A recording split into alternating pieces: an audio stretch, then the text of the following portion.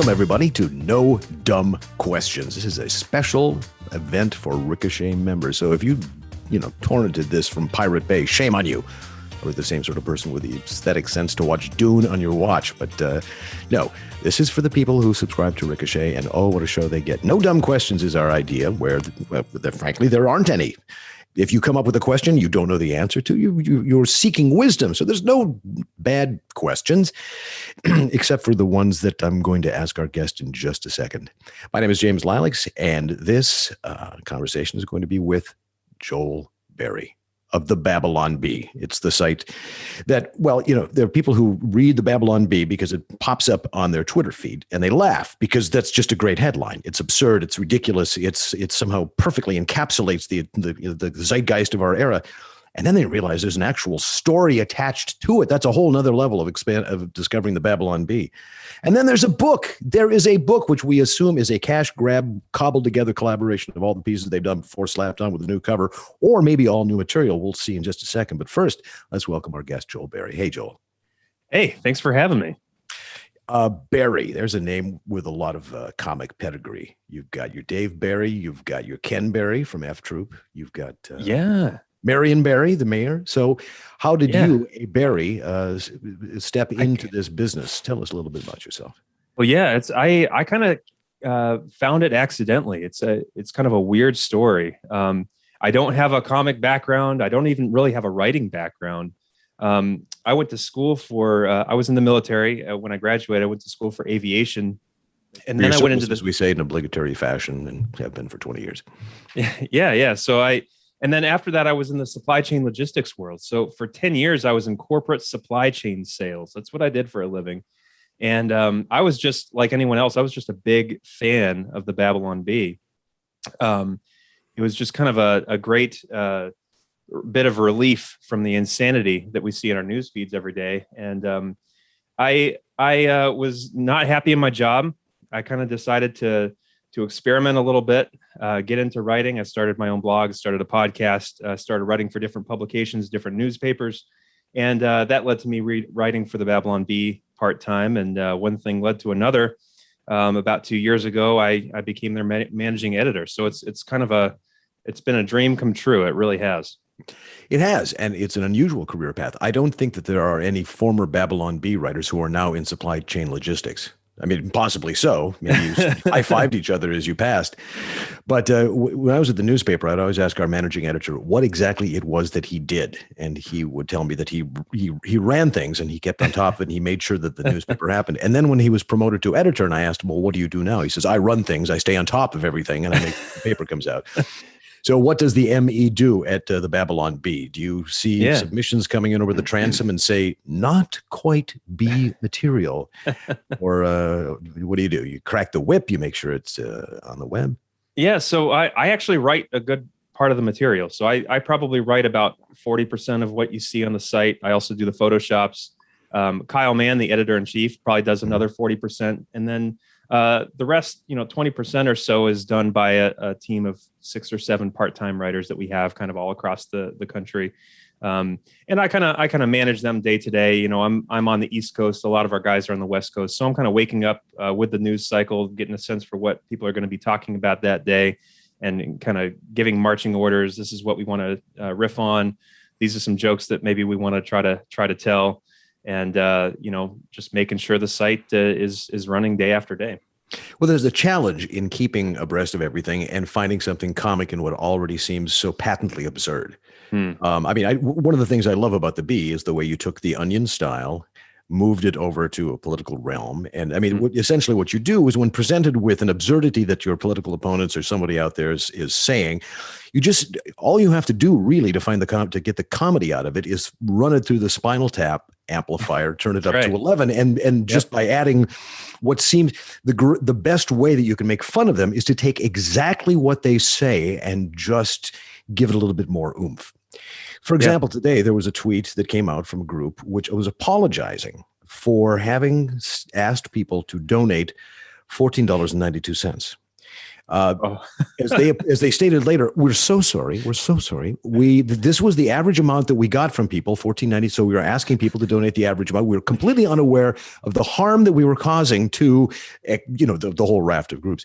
How the devil do you parody a world in which people are kowtowing because they used $14.92 inadvertently in a fundraiser? Yeah, that's tough. I mean, I saw that today, and that's like a bad Babylon Bee headline. That's a headline right. One of our writers would come up with, and I'd be like, no, that's too obvious. That's too ridiculous. Mm-hmm. Right. And so it is. It's always a challenge. One of our favorite quotes from one of our favorite writers at the Bee is from G.K. Chesterton. He said that reality has become too absurd to be satirized, and that was 100 years ago. He said that, and here we are today. It is always a challenge to kind of exaggerate reality enough so that it's satirical while staying true to reality enough to where you could maybe think that this could really happen, and it's making a point. So yeah. The thing about humor is that it is subjective. Now, we may say that what you have written, what I write, what other humorists we like write, is intrinsically funny. It's absolutely, completely empirically proved to be funny. But then you have that famous interview that somebody sat down with, I think it was Kyle, and ran off a couple of headlines and said, "Why is this funny?" And what do you do when you're confronted with somebody who just cannot see exactly what you're doing? And I imagine you Facebook and the rest of them have said have flagged you for misinformation because they don't realize what you are doing. Yeah. But how is it possible that people cannot see what you're doing and find the comedic quotient in it? Are they just that humorless? Yeah. Are they that woke? He said, transitioning into the book. Very good. Excellent. Yeah. It is a challenge, and this has been talked about a lot, but we do live in two separate worlds now. There are two Americas. We're getting news from two different sources. The voices that we're hearing, it's really two separate truths or two different worldviews, ways of looking at reality. And at some level, this, not just comedy, but satire, getting satire and finding it humorous, kind of requires a bit of a shared, basic, consensus on truth. And so I think that's why you've had a lot of, the late night hosts going, left. A lot of their stuff is really just left-wing talking points. And then you have us, which we try to transcend that a little bit. We don't want to just simply be hyper partisan, right-wing, talking point generator. I think one of some of our most rewarding moments are when we get people on the left, people who are Democrats or atheists, people who don't agree with our basic worldview. When we get them to laugh in spite of themselves, that's always really rewarding, and that happens a lot. Good. You mentioned the religious aspect of it. Would you consider the Bee to be a humor organization that occasionally forays into religious motifs, or primarily one that is informed in all factors by a Christian worldview that also manages to be topical and political? Yeah. That's we're all Christians here at the Bee. We would say we're Christians first, and I think we try to keep that in front of us all the time, that our world right now and comedy in our world right now is very focused on deconstruction, pointing out the absurdity of life, but it really doesn't go further than that. And we try to take it further than that, in the sense that as we're deconstructing, things that are absurd or that don't make sense or that are foolish, and mocking those things or tearing them down, we want to go a step beyond that and point to what the truth is and where the beauty is and where our hope lies. And for us as Christians, our hope lies in the salvation that we have in Jesus. So in our own small way, we try to point to that whenever we can. Well, it's there in the name of the publication. And I'm surprised you didn't get sued by McClatchy, which owns the other Bee newspapers, but apparently they're leaving you alone. A book. We mentioned you have a book. And of course, the question is, why did you do this book? And the answer is fame and money, but there has to be something else. So it's the Babylon Bee Guide to Wokeness. So is it a means of telling the rest of us who are insufficiently woke how to become that? Because, the term now is used almost exclusively derisively. Yeah. Nobody who originally said "stay woke" and the rest of it, the term has been utterly hijacked by the ideological opponents, which is usually what happens. But so, what is the book about? Is it is it a way in which we can ferret out the unwokiosity in every aspect of our life and move towards the light? Yeah. So we kind of wrote the book as if we were woke people. So we're writing it from the perspective of a woke person who maybe is not very self-aware, who's maybe a little bit too honest about what their ideology is. They're not parsing words, and they're really just kind of presenting it in a very straightforward way.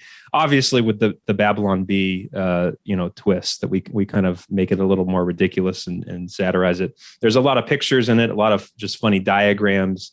You can pretty much open up to any page in the book and find something that will make you laugh, or you can read it from beginning to end. I mean, we did try to make it substantive. I mean, we studied the critical theorists and made sure that we knew what we were talking about. And there is some substance there, but it also works at a very kind of superficial level, just making you laugh as well.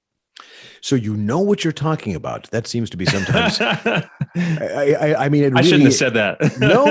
I'm glad you did, because so many people operate from what they presume to be the thing that they're satirizing, and they don't. And I think that's why so much stuff that we hear when you mentioned the stand-up comics before, they get up and they say something, and it's such a broad caricature of a conservative viewpoint that it's like something from a 1958 Herblock editorial cartoon. It's so outdated.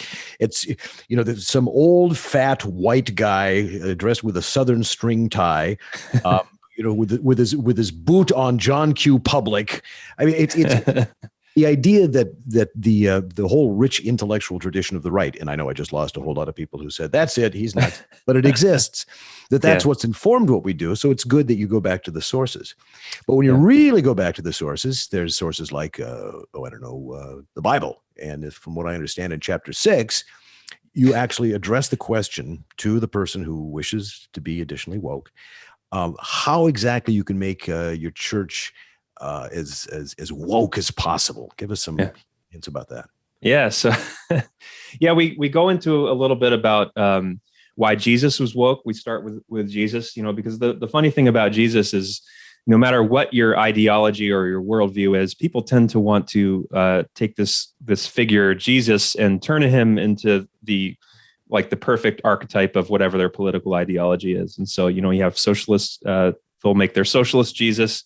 Right wingers will make their conservative Jesus. And obviously, if you know Jesus and you read the scriptures, he's not that easy to pin down, and he has something that can make any side uncomfortable, no matter where you're coming from. And so we kind of play with that idea a little bit, that, Jesus was, we know Jesus was a socialist, for example, because he fed the 5,000 by raiding a nearby village and taxing them 80%, to feed the 5,000, so we twist it a little bit. We also kind of go into scripture. The redistribution of the loaves and fishes is what you're talking about. Exactly. Yeah. So another thing that kind of like woke Christians or kind of like the religious woke will do is they'll take passages from the scripture talking about justice, and they'll use those to justify their worldview or their political ideology. And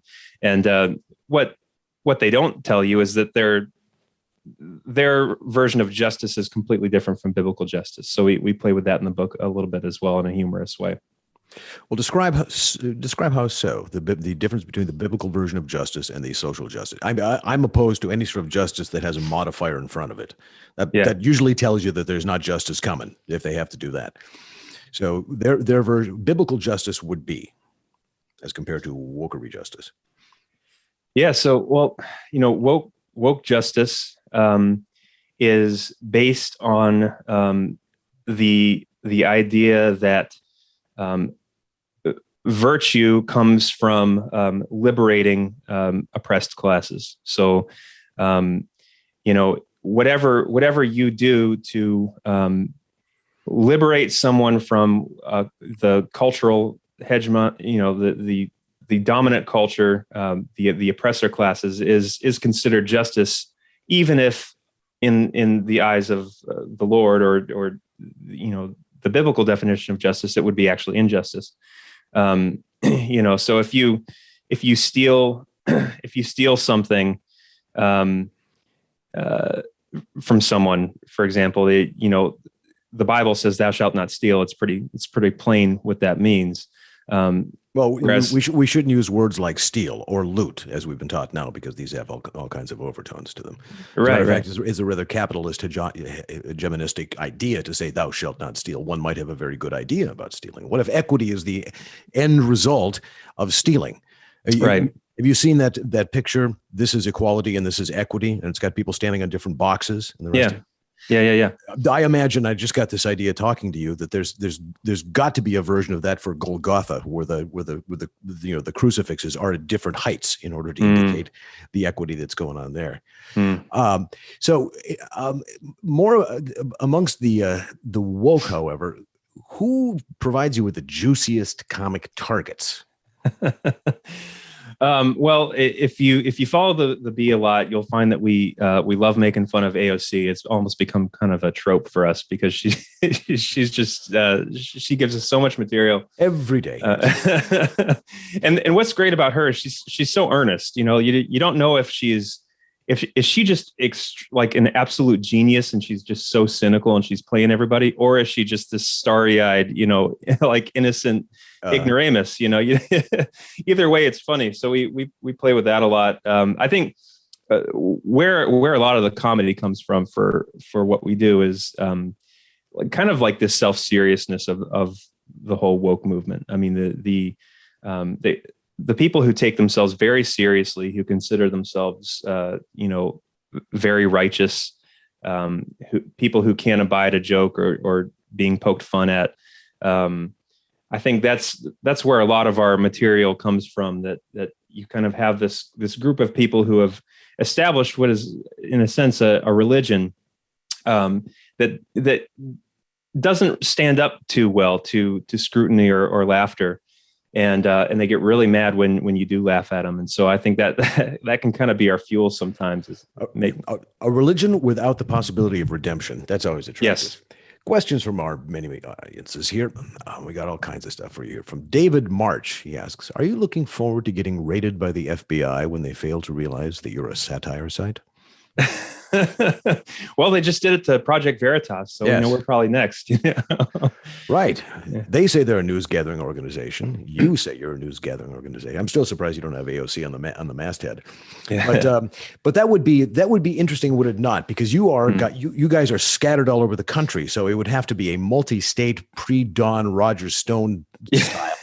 It would have to be highly coordinated. Yeah, they would, and this is all they'd find. They'd find my socks and underwear here in the laundry room behind me. There's not much to it. Well, it's very funny that you use a laundry utility room as your Zoom background. We know actually that you're probably in some palatial place, somewhere out, in one of those ridiculous McMansions that there's actually like stacks of books and beautiful mahogany shelves behind me. But I didn't want you guys to think I was too inaccessible, so I put a laundry room in. No, that's quite, because then then Rate My Room would get after you and go down crane their heads and look at all the titles on the spine and judge you accordingly, which would be fun.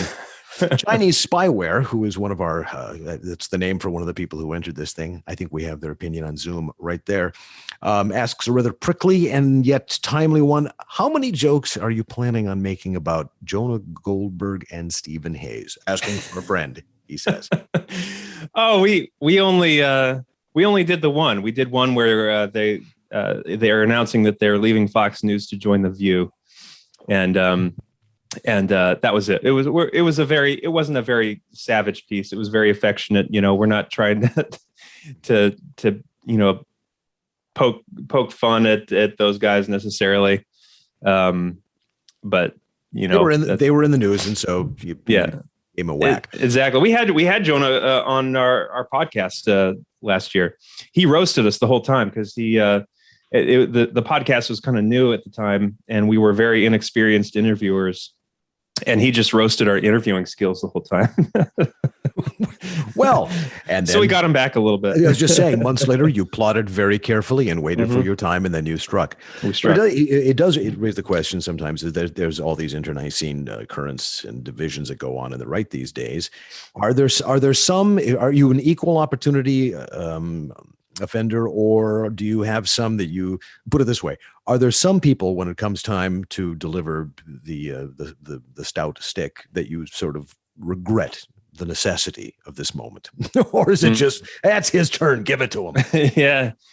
Oh, we do try to be an equal opportunity, satire site. We're coming from a very specific point of view, but we made fun of Trump a lot. We got a lot of heat for making fun of Trump. I think the biggest, maybe most high profile divorce we had, you could say, was our divorce with Chick-fil-A. We used to kind of like almost worship Chick-fil-A in our satire. It was kind of like this holy place where you'd eat this holy chicken. Right. And then they kind of caved a little bit to the woke mob, and they had, I think they stopped donating to the Salvation Army, at the request of the mob and some other things. And so we were like, okay, it's time to go after Chick-fil-A now. And it hurt to do it, but I know it does. And it must for them too. I mean, I can't remember the piece, but it probably something like Chick-fil-A announces it will be open on Sunday and sell Beelzebub burgers or something like that. Yeah, we had a few. And how did they take it? Did you hear from anybody? Well, we had it on, some rumors, some I guess some reliable sources from the inside told us that Chick-fil-A never liked us really to begin with. They kind of didn't like what we did with our satire, and kind of, we almost like gave them free advertising all the time. Like we had these kind of worshipful pieces about Chick-fil-A that would go viral, and they kind of didn't like it. That made them a little uncomfortable to be associated with us. Would have disappointed. That's like meeting William Shatner and having to tell you never life as a Trek fan. Never meet your heroes, right? Yeah. Well, I of course, the fact that I'm meeting you here would indicate that you're not, but you don't want to go there necessarily. I'm James Lilacs. We're talking to Joel Berry of the Babylon Bee about their new book, The Babylon Bee Guide to Wokeness. We got some questions here from the audience at Ricochet. This is, of course, a Ricochet only podcast, and you're already a member, but if you're playing this for somebody, tell them they ought to throw a couple of shekels in the kettle and join Ricochet, one of the most stimulating and interesting civil center-right conversations you can have on the internet.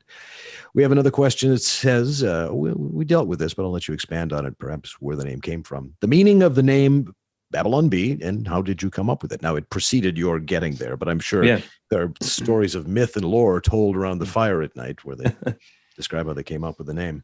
Yeah. So, the Babylon Bee, I actually kind of love to talk about this because it is a reference to the book of Daniel and the Babylonian exile. So, Israel was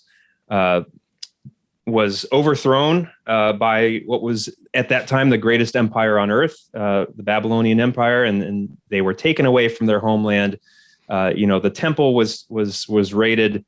They were dragged to this foreign land, and they lived as exiles in a pagan land, and they had to figure out how to preserve their way of life and still worship God. And so we as conservatives, as Christians, we oftentimes feel like that. A lot of the guys that founded the Babylon Bee are out in California, so they're very much living as exiles there, and so we. It's kind of really kind of informed our whole, manner in which we relate to the world and how we write our satire. I think, the cool thing about Daniel, as he was, brought to Babylon, he witnessed the fall of the Babylonian Empire and the rise of the Medes and the Persians, and then the fall of that king. And he had this perspective to where he saw these kingdoms, these great empires rising and falling. But through it all, he remained faithful. God's word never changed. And, I think that provides some comfort to us, I think, in the country now. I think a lot of people on our side are really in anguish over where they see the country is going. We wring our hands a lot. There's a lot to worry about. And it's good to remember that, if you're a Christian, we serve a God who is unchanging, whose kingdom can never be overthrown.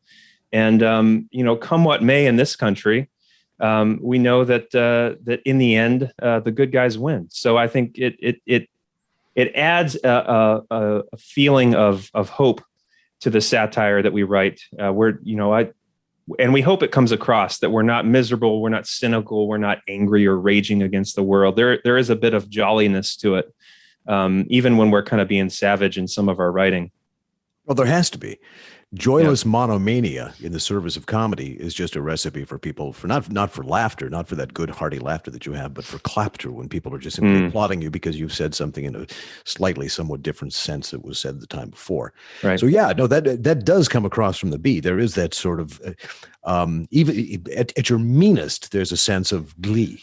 And yes, and it may not be the most holy of glees, but it has a smile to it.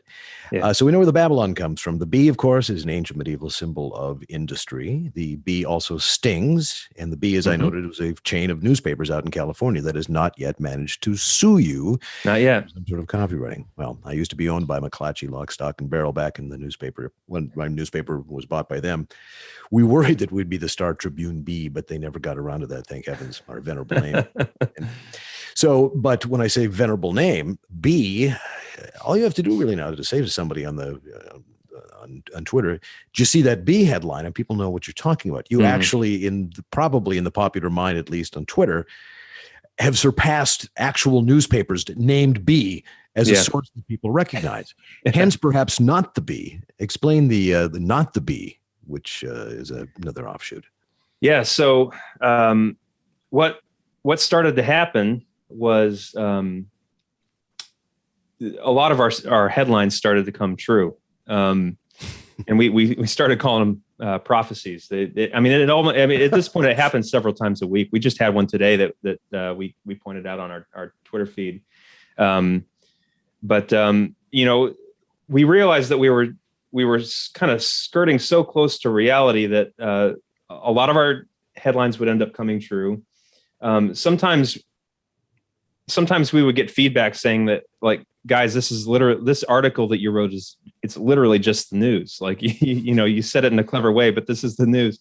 And so we kind of thought we needed to maybe separate it out and start another site for ridiculous, insane news that looks like it could be a Babylon Bee article, but it's actually real. So it's a real news site. It's just ridiculous, crazy news stories each day, and it also has a social network attached to it. So part of what we've tried to do with Not the Bee and the Bee is to kind of try to build our own infrastructure because of what big tech is doing to us with all the censorship. And so there's if you join as a subscriber to the Bee or Not the Bee, there's a social network there. It's a really fun place to be. You can share your stuff freely and not be censored. And well, the fact that these things were coming true indicates that there's not only the power of prophecy, but the ability to will them into existence, which is terrifying. Oh, no. Also something you might want to explore in time to time. Just do a couple of test articles that say how you really would like things to turn out and see if 2 to 3 weeks hence that's not how it works. If that's the case, you got a power that really ought to be monetized ASAP. Well, we did at one point. We did try to use our prophetic powers for good. We wrote this long article, and we put a bunch of good prophecies in it for things that we wanted to happen, and none of them came true. So it's, I guess, only the bad stuff, only our bad prophecies come true, unfortunately. Are you sure somebody hit post on that one? Because sometimes, you just write it and forget to hit that last button. Yeah, I don't know. Yeah, I'll have to check. Well, a couple of things come to mind in what you just said. One is getting deplatformed, and two, money. Now, we know it takes money to run these things. Yeah. Does the Bee make enough to keep everybody rolling around in Jeroboams of champagne, to use a biblical term, or do you have some secretive billionaire behind it all that will be eventually unmasked as some Blofeld-like character stroking his cat in a volcano lair that we all have to, be the servant to? What? Are you making enough? Yeah, well, the funniest thing that I hear all the time from the left is that we're funded by the Russians or something like that. Funded by that famous effervescent Russian sense of humor manifesting itself in the yeah. But no, it's we've been very fortunate. We used to be all our revenue came from ads originally. And when big tech kind of started cracking down on our traffic, especially last year. So during the election season, how did they do that? So Well, it started with Facebook's partnership with Snopes. So Facebook, started this whole fact checking effort. Snopes fact checked one of our early articles. It was CNN purchases industrial sized washing machine to spin the news before publication.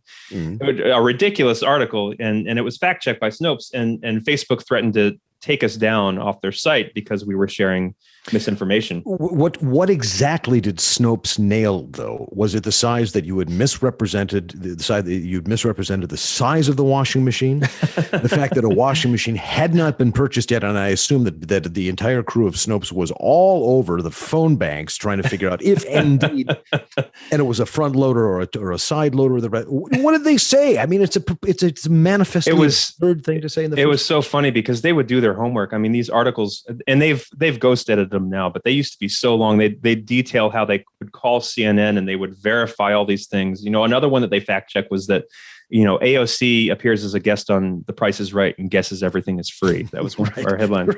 And they called the executive producer of The Price is Right, and they analyzed like hours and hours of footage from these old episodes to and it's satire, guys, but that's brilliant. You can tie these people up for days. Yeah. Well, and we had fun with it initially. So it was, why didn't you say AOC secretly appears in every episode of The Simpsons, drawn into the wallpaper? They would have had to watch 28 seasons of The Simpsons. Their entire staff would have been tied up. Yeah. But so we had fun kind of playing with them for a year. But what happened after that is it kind of got a little sneakier and more nefarious. So what happened was the Facebook's deal with Snopes fell through, and they started a grant program where they would provide grants to trusted fact checkers like USA Today, Newsweek, and we started getting all these other fact checks from other sources. And what happens is those fact checks get fed back into what's called a news ecosystem quality score, an NEQ score that Facebook keeps secret. They're not transparent about it at all. It basically algorithmically suppresses us on Facebook. So you can share one of our stories on Facebook. Nobody's going to see it. You're not going to get any likes. You might get 1 or 2 likes or shares on it, but nothing like it used to be. And then the other thing that they did during the election, in October. Hold on a second. So there's an algorithm in Facebook that whenever something from you comes along, it's able to parse the URL and say, oh, this is from somebody who has a low trustworthy news quotient, and therefore allowing somebody to tell somebody else about it would be contributing to misinformation. Correct. Yeah. Okay. So and since your humor, I assume then that there are equal standards held to others, and that Doonesbury, for example, nobody can share Doonesbury because he frequently engages in satiric exaggeration, right? Yeah, I would hope so. I don't know. They're not transparent about it. Like no one knows what their score is or how it's being factored in. That's preposterous. Yeah. I mean, somebody wrote this, somebody set it up, and now it's probably just some self-propagating thing that's sitting in a mainframe whirring away somewhere. And to bring Star Trek back into it, what we need is Shatner to phaser the wall of this thing and then argue with the computer until it bursts into smoke and flames. Yeah. And then Landru is dead, and we can share your stuff freely on Facebook. Yeah. Well, obviously, you've made an end run around that by taking to Twitter. But have you had troubles with Twitter deciding that what you were saying is beyond the bounds? Yeah, we've had some struggles with Twitter. We did get suspended by them once, and they came back and they said it was a mistake. Who knows? But we're not counting on Twitter either. I mean, what we've kind of moved to is the subscriber model. So, and why I say we're so fortunate is, our fans have been extremely supportive. And are willing to subscribe. And you get some goodies. You'll get a free book. You'll get some things with that extra premium content. But really, people just want to support what we do at the Bee, and it's really helped make up for all the lost revenue from the algorithmic suppression. Well, I hope it works. I hope we're not looking at these as the good old. Remember the good old days when we were suppressed by Facebook and barely tolerated by Twitter? Now here we are paying for it with Bitcoin and doing Morse code versions of the stories to people on towers on the other side of the hill. Yeah, we're never going to stop. It's at some point, in 20, 30 years, if we have to be, printing them out on paper and nailing them to telephone poles, we'll be out there doing it. Well, that'll be great.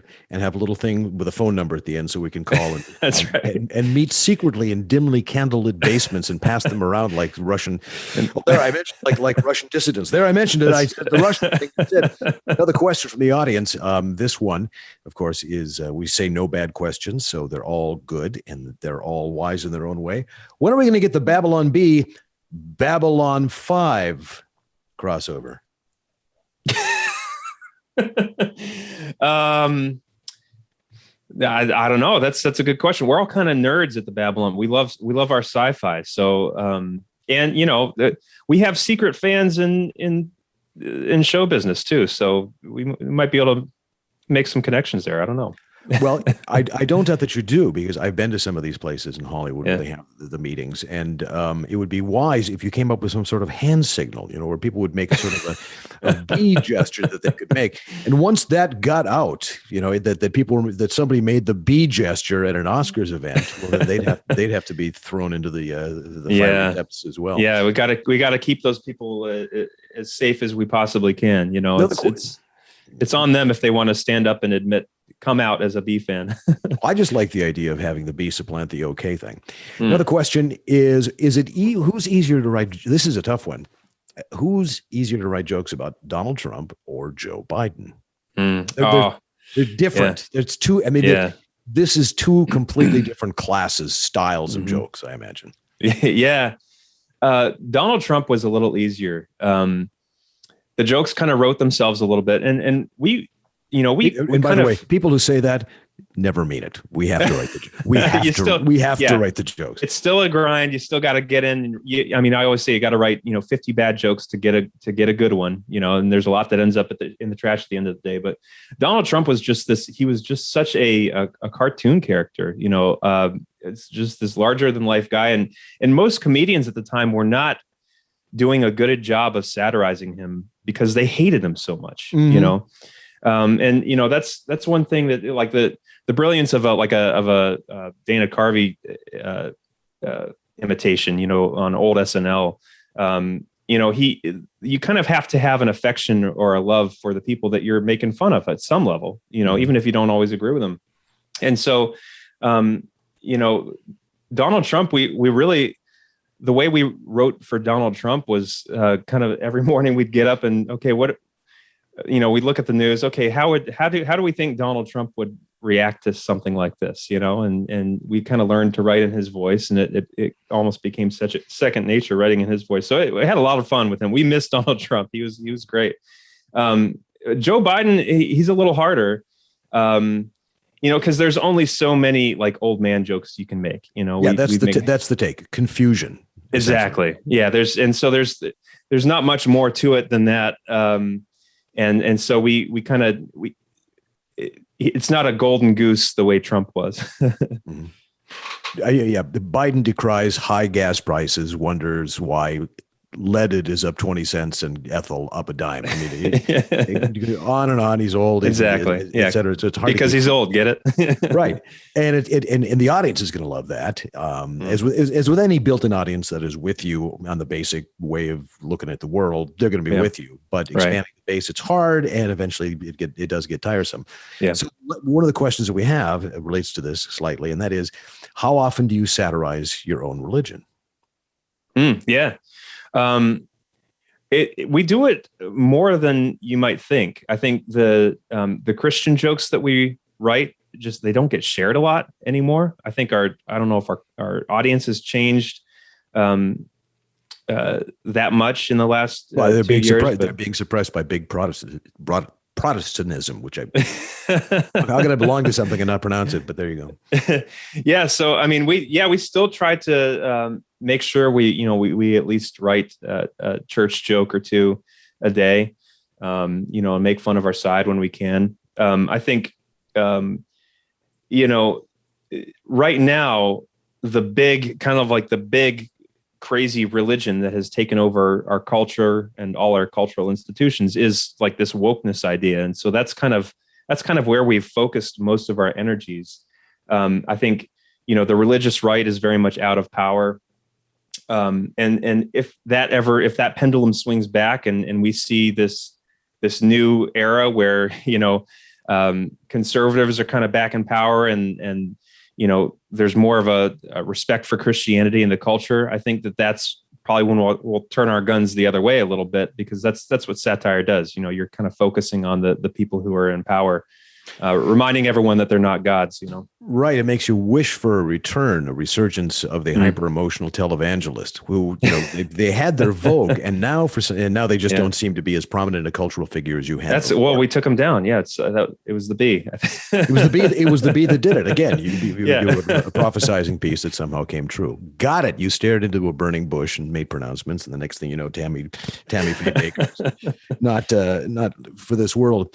Another question on that same theme from a member who I think came from Micah Davis. I'm sorry, I'm looking at something that is about the level of the last line on an eye chart.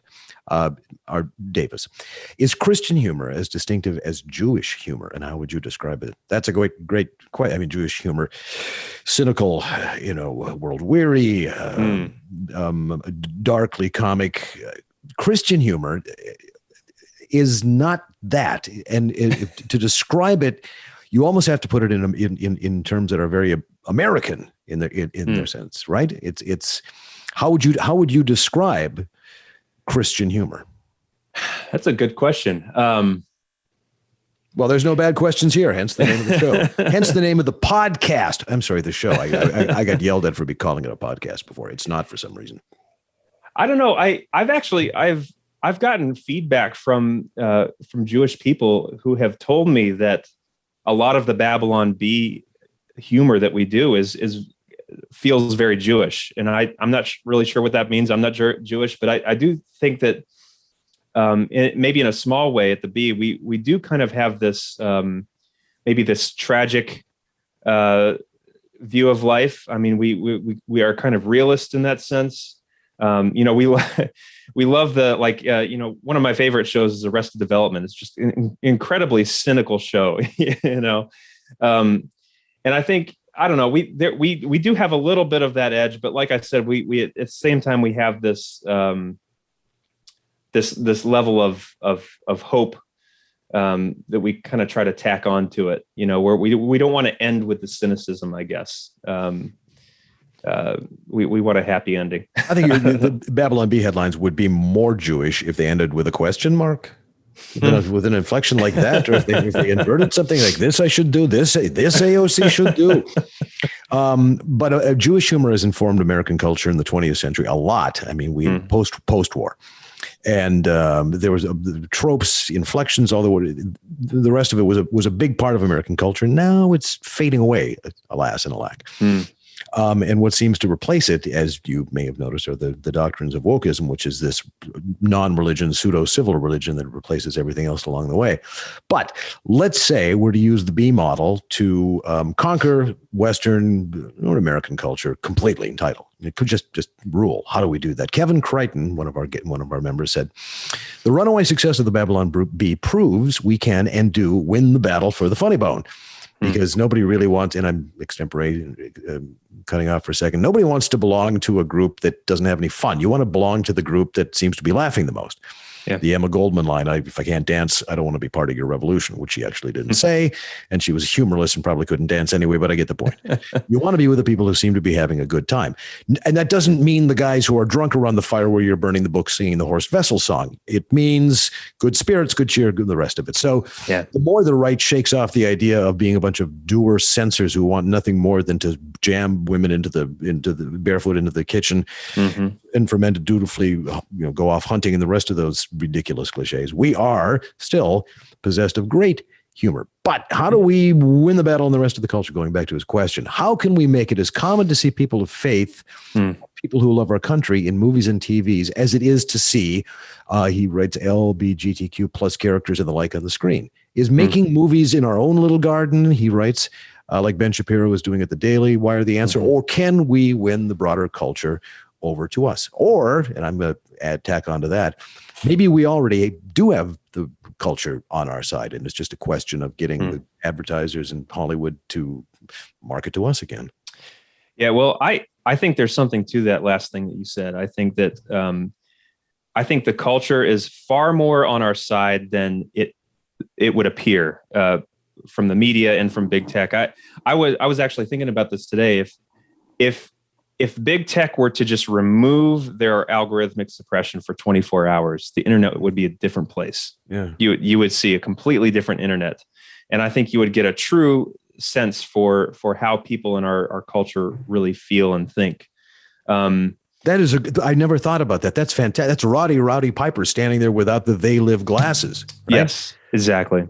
Yep. I think there's a lot to be said for that. And we're seeing. Do you know what? Did you get that? Just want to make sure.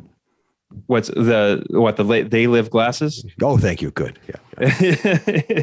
Yeah. So no, I think we're seeing that a little bit already with folks like Dave Chappelle and Bill Maher and the success that they've had in spite of the pushback from the woke left. They're simply speaking truth as they see it. We may not agree with everything that they say, but we've found kind of common cause with them just because of their boldness. And I think the way that we start, for lack of a better way of saying it, taking back the culture or whatever is through just, little acts of bravery like that.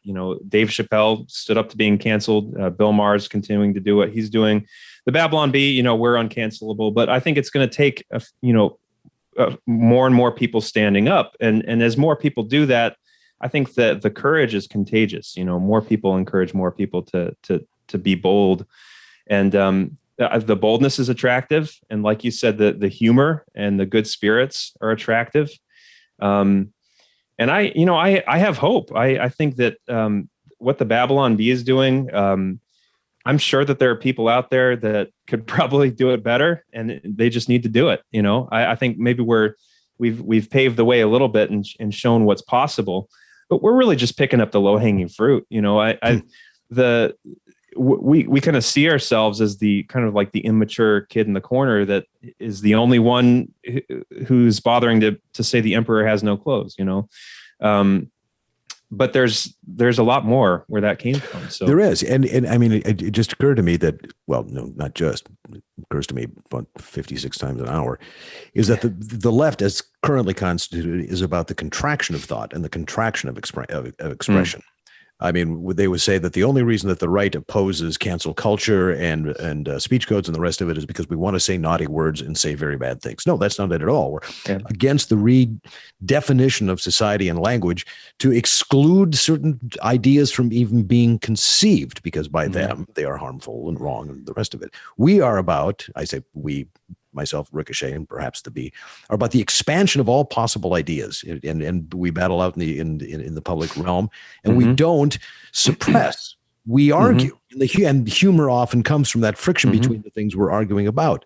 Yeah. But when you mentioned, I don't know why this occurred to me, but it seems like what was a movie? What is the modern analog of a movie like Airplane? If you remember that classic.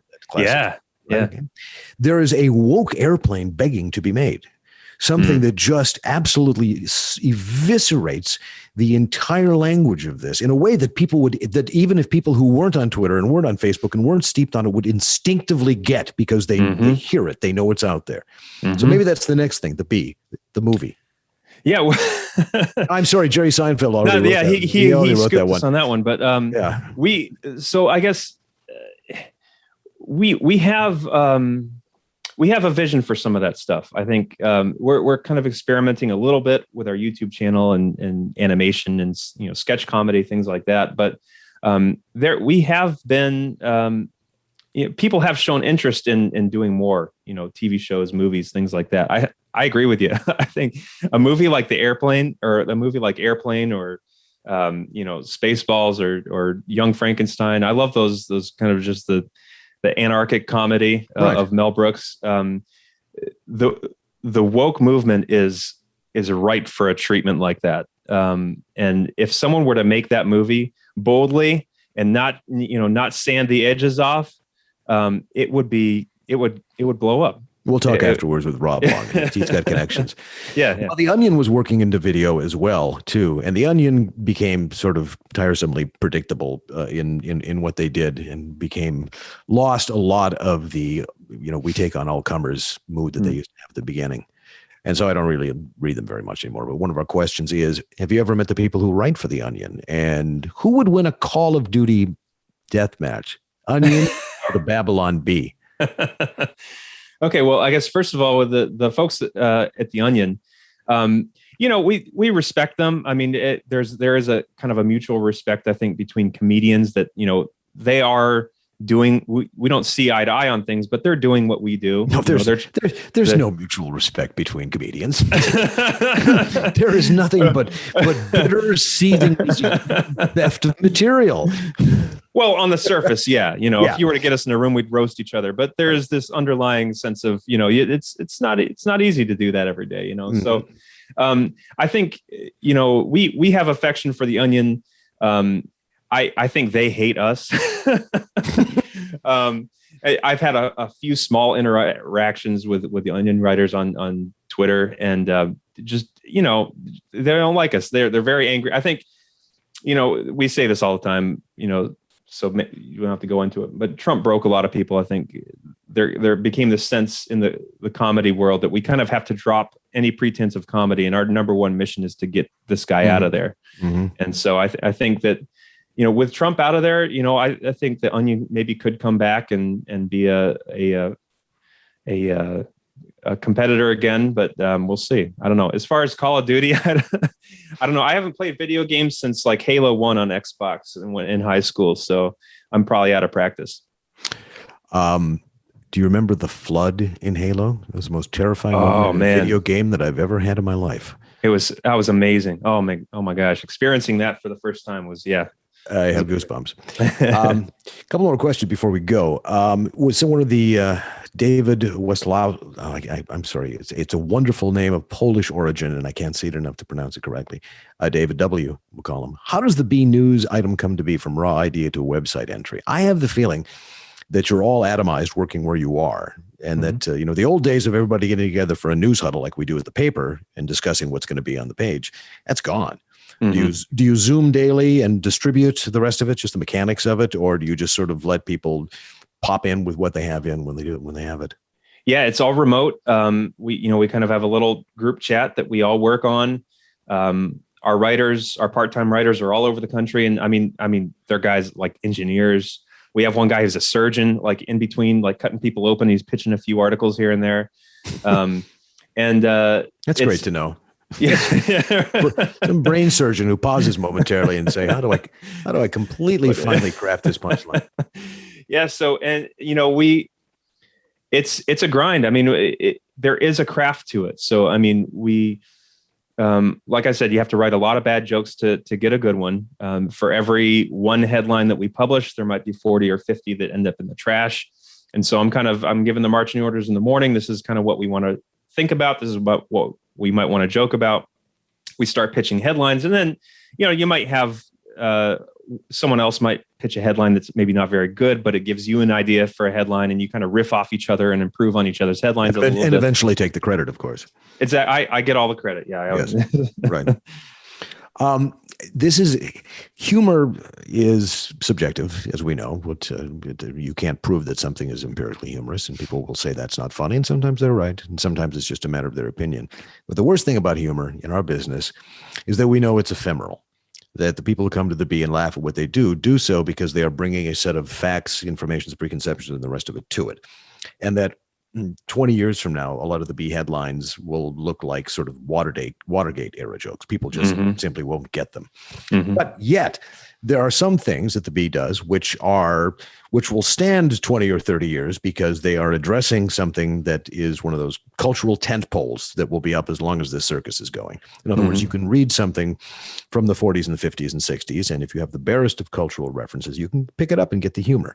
Mm-hmm. But that said, as David Byrd, the great Iowa Hawk, said, that essentially it's physicality and absurdity that abides. And anybody, the Marx Brothers have a wonderful verbal ingenuity to them as well. But it's mainly chemistry and a lot of other things that makes those things work. So we know, alas, that our work is not going to stand the test of time in the long run. I mean, if you ever look back at humor in newspapers 100 years ago, it's man, I saw the widow made a cake. Joe, really? I thought that was a pie. And you look at this, it's like, this is absolutely completely hermetic, devoid of humor as I see it. And then you look back at 1920s college humor, what they used to call he, she jokes, and you get it because it's a pun and all the rest of it. So you can kind of pick it up. Yeah. But you go back 150 years ago, and aside from Twain and the rest of them, it's very hard to find the humor. Mm-hmm. That said, I'd like to know that there are some people that you would mention as humorist role models for yourself, people that you read that you got it. I mean, for me, it's Benchley, it's Thurber, to a lesser extent, it's S.J. Perlman, although I don't think he's dated as well as he could have, unfortunately, but he's still wonderful and linguistically inventive, who, when you were coming up, made you laugh and made you say, hey, I kind of want to do that myself. That's a good question. I feel feel question is what it is. A very long question. More of a speech than a question. I'm playing catch up in the comedy world a little bit. I wasn't brought up in it. I wasn't kind of trained in it. As far as humorists and satirists are concerned, I would probably say our two biggest influences would be G.K. Chesterton and Mark Twain. We love those guys. I mean, their stuff is stood the test of time. But beyond that, if you have some reading suggestions for me, I'm kind of in learning mode right now, going back and kind of learning. I have this instinct for being able to write jokes and write comedy, and I'm kind of just now going back and learning what it is I'm doing instinctively and kind of breaking it down mechanically a little bit. I'm pointing to 8 of my books on the shelf here. Okay. Nice. There you go. But below here, we have some of the classics and the rest of it. My friend Dave Barry, Woody Allen. Oh, Dave Barry. Yeah, he's great. Dave was an absolute natural and as funny in person as he was, and a nice guy. S.J. Perlman, Fran Lebowitz, who wrote one book. She actually did write a second one. She wrote one book and apparently got an entire career off of that, but she had a certain Manhattan cynical tone. Wow. In the 70s we thought was absolutely hilarious. So yes, the history is important. So what the genre, the history that you're working in, because you are continuing an American tradition of humorous writers, which is a grand and noble calling. And I don't just say that because I consider it my own, but it really is, and it's necessary. But you guys have developed it to a sharpness and a barbed quality that is wonderful. The fact that it's on our side is even more wonderful than that. The name of the book is Babylon Bee Guide to Wokeness. And before we leave, I'll list off here who in the chat is saying you should read. P.J. O'Rourke, who of course we love, P.G. Wodehouse, Mark Twain, Woody Allen, Bugs Bunny, somebody said, and he's and he's right, because actually, yeah, an absolute wonderful American archetype. And as Bill Murray said, we all think that we're bugs and we all secretly fear that we're Daffy. I think there was one more question that I wanted to end on because it had a sort of closure to it here. Oh, David March pointed out, mentioning the surgeon that you did who writes for you. He said you could have, get this, we're talking movies here, television. You could have 2 ironic surgeons operating in a wartime theater, like, I don't know, Korean War or something like that, chasing nurses, cracking jokes, occasional maudlin moments about the horrors of war. We should get Rob Long and the Bee on this right away. What would we call it? Smush, I think, something like that. I don't know. That's a great idea. Percival says, and he wants to applaud you guys for his favorite Bee piece ever. I will gladly believe in God if you'll just show me evidence his opinions are identical to mine, which is perfect for wide screen skewering. And that pretty much brings, of course, there are questions I didn't get to, and those people can email you at the address, which we will not provide because, of course, who knows what they would do with it. In any case, what's your job tomorrow? What are you going to do tomorrow? Tomorrow, let's see. So it's Wednesday. It's the day before Thanksgiving. The news cycle is kind of probably going to be winded down a little bit. So our jokes will probably be a little more general. Throw some Thanksgiving silliness in there. Maybe a couple political jokes. But we'll see. I don't know. I never know until the morning of what we're going to end up writing about. But if you're truly devoted to the craft, you will step away from the Thanksgiving dinner table and say, I just have to write this down, and just go into the next room and scribble down that something comes to you, right? All the time. That's right. While you're driving, while you're shopping, while you're showering, it's part of the whole mindset. And that's what makes the Bee work. Never ends. Joel Berry, thank you so much for joining us. Again, the book, Babylon Bee to Wokeness. Last time we checked on Amazon, it looked like it was down to 2 or 3 copies. So hop on that now, and congratulations for that. Thank you. We look forward to having you again on the podcast when you come up with your second book, which you're writing now, right? You're already on that, right? We're working on ideas. If you have ideas for our next how-to guide, we're thinking, Babylon Bee Guide to Owning the Libs, Babylon Bee Guide to Democracy. There's a lot of material out there. We'll see. That's good, because when I say to my editors, I'm working on ideas, it usually means I got nothing. But what we have is an hour in the can of no bad questions. Thanks, Joel Berry, for being our guest today. Regards to everybody at the Bee, and best of luck in beating the algorithms. Thank you, James. Appreciate it.